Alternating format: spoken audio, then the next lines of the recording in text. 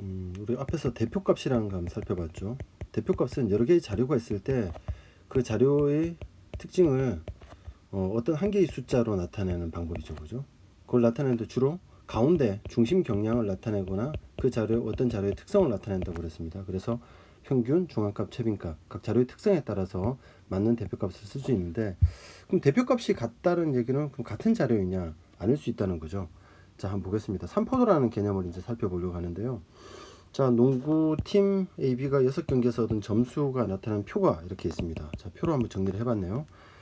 자, 숫자를 쭉 보니까 뭔가 차이가 있는 것 같은데 눈에 잘 안 들어오는데, 어떻든 평균을 좀 계산을 해봤더니 평균은 84로 똑같네요.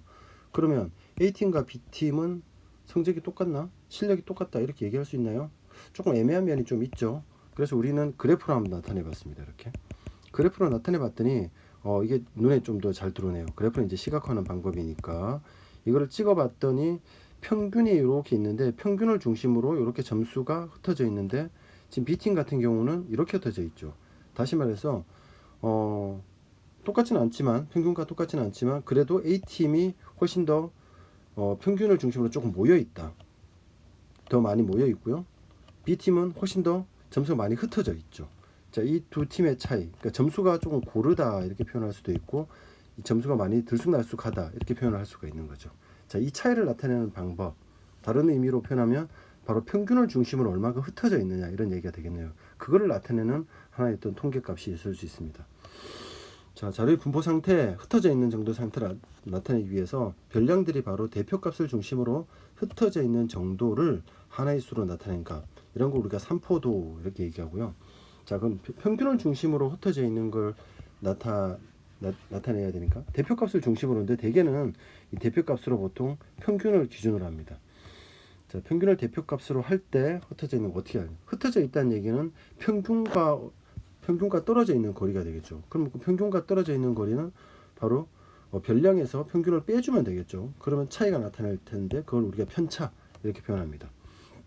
자, 편차를 표현하면 만약 별량이 이렇게 5개라고 하면 편차도 5개가 그대로 다 나타나겠네요. 그죠?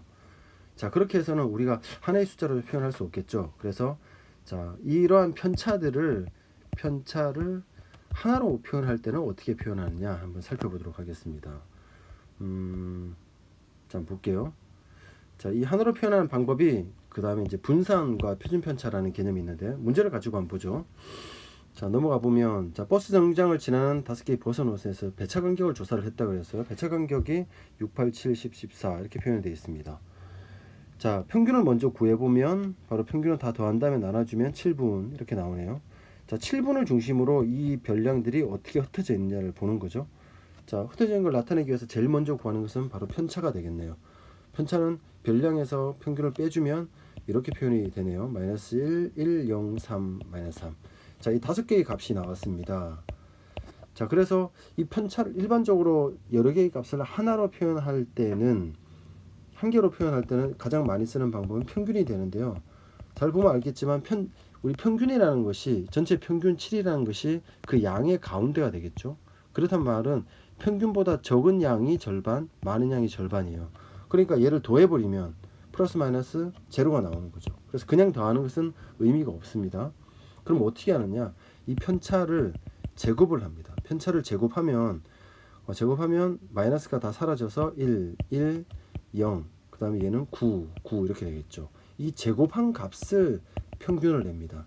다시 말해서 편차 제곱의 평균 이렇게 되겠죠. 그렇게 구한 값이 바로 분산이 됩니다.